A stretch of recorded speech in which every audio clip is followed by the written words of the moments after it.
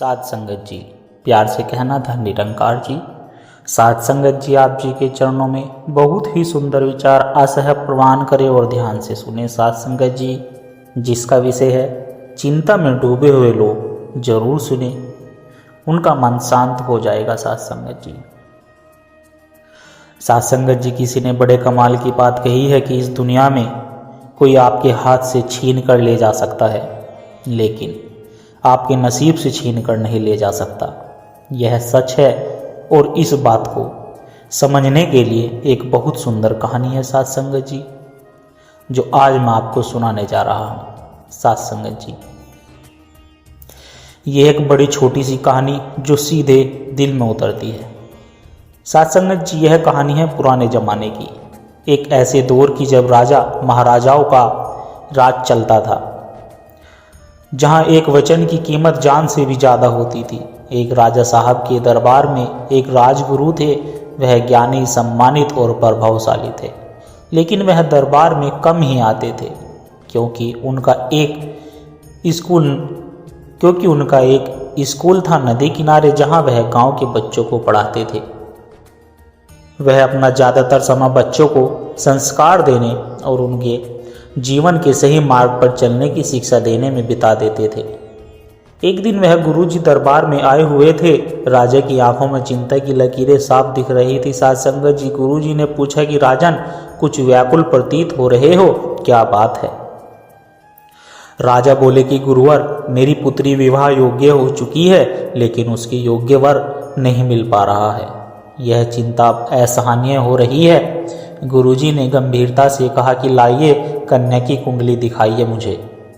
साध संगत जी, राजा ने तुरंत कुंडली मंगवाई। गुरुजी ने जैसे ही कुंडली देखी तो वह चौंक गए, आश्चर्य में पड़ गए। कन्या विलक्षण प्रतिभा की धनी थी। उसका भाग्य उज्ज्वल था, इतना कि जिससे भी वह उसका विवाह होगा वह राजा तो होगा, महाराजा भी बनेगा। महाराजा हो तो सम्राट बनेगा, और सम्राट हो तो चक्रवर्ती सम्राट बन जाएगा। जहाँ जाएगी उस कुल का भाग्य बदल देगी, हर तरफ उजाला ही उजाला कर देगी। लेकिन अब यह मोड़ आया कि गुरुजी के मन में लोभ प्रवेश कर गया। बुराइयों ने जकड़ लिया गुरुजी को। उन्होंने सोचा, साध संगत जी, क्यों ना मैं ही इस कन्या से विवाह कर लूं, मैं ही राजा बन जाऊंगा।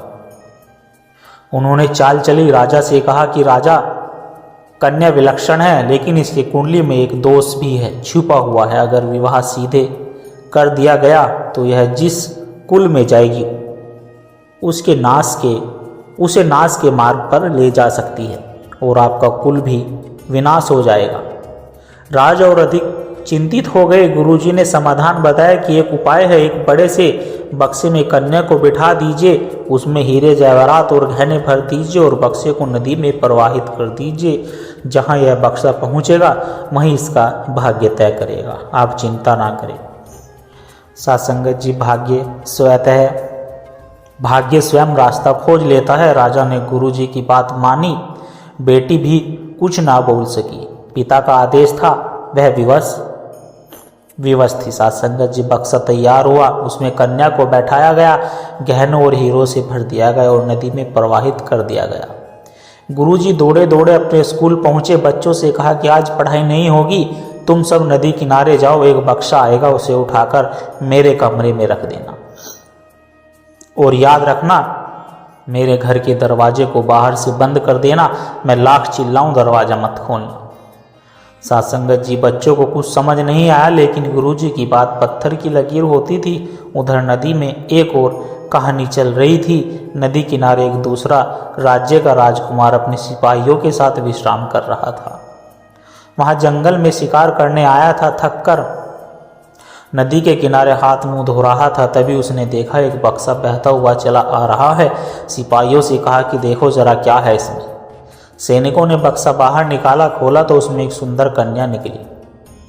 राजकुमार स्तब्ध रह गया। पूछा, देवी आप कौन है? कन्या ने सारा विस्तांत बताया। राजकुमार ने कहा, यदि आपके पिता ने कहा है कि जिससे बक्सा खुले उसी से विवाह हो, तो आप मुझसे विवाह करें। साध संगत जी, हीरे की अंगूठी उसने कन्या को पहना दी, क्योंकि उस बक्से में हीरे की अंगूठी भी थी। सैनिकों ने तालियां बजा दी। विवाह संपन्न हो गया। अब राजकुमार को सोचना था कि क्या बक्से को खाली लौटाया जाए। नहीं, ऐसा करना ठीक नहीं था सत्संग जी। तो उसने एक जिंदा भालू जो जंगल से राजकुमार ने शिकार कर ये पकड़ा हुआ था, उसे ही उस बक्से में बंद कर दिया। बक्सा फिर से नदी में प्रवाहित कर दिया गया। उधर बच्चे इंतजार कर रहे थे बक्सा कब आएगा सत्संग जी। बहुत मुश्किलों से बक्से को निकाला गया क्योंकि वह बक्सा बहुत भारी था। फिर जैसे तैसे उस बक्से को लाकर गुरुजी के कमरे में रख दिया गया। दरवाज़ा बाहर से बंद कर दिया गया सत्संग जी। गुरुजी अंदर थे, बहुत उत्साहित थे। सोचा भाग्य बदल जाएगा। जैसे ही बक्सा खोला तो सत्संग जी भालू बाहर निकला, गुरुजी पर पहला हमला कर दिया। गुरुजी चीखने लगे, बचाओ बचाओ। बच्चों को आवाज़ आई लेकिन सबने आदेश याद रखा। एक लड़के ने दरवाज़ा खोलने की कोशिश भी की तो मॉनिटर ने डांट दिया और कहा गुरुजी ने मना किया था कि अंदर से कितना भी आवाज़ आए पर दरवाज़ा नहीं खोलना। गुरुजी को समझ आ गया सत्संग जी। इच्छाएं मन में थी लेकिन नियत कुछ और थी। गुरुजी समझ गए कि अब मेरे पास समय नहीं है, इसलिए उसने स्कूल के ब्लैक बोर्ड पर लिखा कि ममो देवानासम देव इच्छा प्रबलम राजद द्वारे राजकन्या विप्र भालू भक्त, यानी कि कन्या अपने भाग्य से राजद्वार तक पहुंच गई और मेरी इच्छा को भालू ने खा लिया। अब जरा रुको, चुप हो जाओ और सोचो उस पल को जब गुरुजी ने बक्सा खोला था। उन्हें क्या लगा था कि जीवन बदल जाएगा, अब राजपाट मिलेगा, वैभव मिलेगा, सत्ता मिलेगी। लेकिन जैसे ही बक्सा खुला भालू निकला और उसने गुरुजी को फाड़ दिया। क्या तुमने कभी सोचा कि हम सब भी उसी गुरु की तरह जी रहे हैं? हम अपने भीतर गंदगी पालते हैं, अहंकार, इच्छा, लालच, महत्वाकांक्षा, चालाकी और ऊपर से लिबास ओढ़ते हैं धर्म का, संस्कार का, ज्ञान का। लेकिन भीतर भीतर तो एक भालू बंद है सत्संग जो। जब वक्त आता है वह भालू ही बाहर निकलता है, तबाह करने, नष्ट करने, तुम्हारे सारे भरमों को चबाकर खा जाने। यानी कहानी सिर्फ एक गुरु की नहीं है सत्संग जी, यह तुम्हारी कहानी है। तुम भी किसी और के किस्मत लूटना चाहते हो, तुम भी शॉर्टकट ढूंढते हो, तुम भी चाहते हो कि तपस्या में सिद्धि मिल जाए, बिना समर्पण के प्रेम मिल जाए, बिना मौन के परमात्मा मिल जाए। और जब नहीं मिलता तो तुम चीखते हो, चिल्लाते हो, लेकिन कोई दरवाज़ा नहीं खोलने आता सत्संग जी। क्यों? क्योंकि यह जीवन का नियम है। जिस रास्ते पर तुम खुद चलकर नहीं आए उस मंजिल का दरवाजा तुम्हारे लिए नहीं खुलेगा।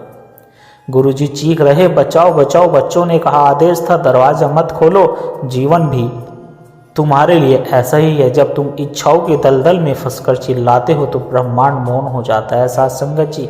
वह सुनता है पर हस्तक्षेप नहीं करता, क्योंकि उसने पहले ही तुम्हें चेतावनी दी। कई बार कई तरीकों से चेतावनी दी पर तुम अंधे बने रहे। और अब जब अंधकार ने तुम्हें घेर लिया है तब तुम रोते हो, लेकिन अब देर हो चुकी है सत्संग जी। याद रखना, भाग्य कभी किसी से छीना नहीं जा सकता। जो तुम्हारा है वह तुम्हें खोज लेगा और जो तुम्हारा नहीं उसके लिए कितना भी भागदौड़ कर लो, आखिर में बक्सा खुलेगा और उसमें से भालू निकलेगा। तुम्हारे कर्म ही तुम्हारा भाग्य है। इसे समझो सत्संग जी गहराई से, क्योंकि अगर अभी नहीं समझे तो अगला बक्सा शायद तुम्हारे लिए ही बंद हो चुका होगा। अब समय है भीतर झांको, लोभ को देखो, इच्छा को पहचानो और उन्हें इसी क्षण जला दो, क्योंकि परमात्मा तुम्हें तब तक नहीं मिलेगा जब तक तुम्हारे भीतर यह भालू मौजूद है। यह भालू कोई जानवर नहीं था, वह था तुम्हारे अपना ही पालित पोषित राक्षस, तुम्हारा अहंकार, लालच, ईर्ष्या, क्रोध, वासना। और जब तुम इस भालू को नहीं मारते तब तक तुम परमात्मा को प्राप्त नहीं कर सकते। तुम्हारे मनुष्य जन्म का एक ही उद्देश्य है, इस भालू को मारना। अंत में यह कहानी दो बातें सिखाती है सत्संग जी। पहली बात यह है कि जो होना है वह होकर ही रहेगा। दूसरी बात, अगर आपकी बुराई आप पर ही हावी हो जाए तो अंत आपका निश्चित है। इसलिए सच्चे मार्ग पर चलो, बाकी ईश्वर सब देखता है। जीवन में चिंता मत करो, जो होना है वह होगा। बस आप अपने कर्मों पर ध्यान दो, बल्कि चिंता मत रखो। सब कुछ परमात्मा पर छोड़ दो और निश्चित हो जाओ सत्संग जी। प्यार से कहना, धन्य निरंकार जी। सत्संग जी आशा करता हूँ दास के द्वारा कहे विचार आप सभी संतों को अच्छे जरूर लगे होंगे। अगर अच्छे लगे हो तो वीडियो को लाइक करें, शेयर करें, कमेंट बॉक्स में धन्य निरंकार जी लिखकर अपने विचार साझा जरूर करें और दास के चैनल को भी सब्सक्राइब जरूर कर लें। और साथ संगत जी दास को आशीर्वाद दे हर रोज आप जी के चरणों में ऐसे ही सुंदर सुंदर प्रेरणादायक कहानी विचार लेकर आता रहूं। साथ संगत जी प्यार से कहना, धन निरंकार जी।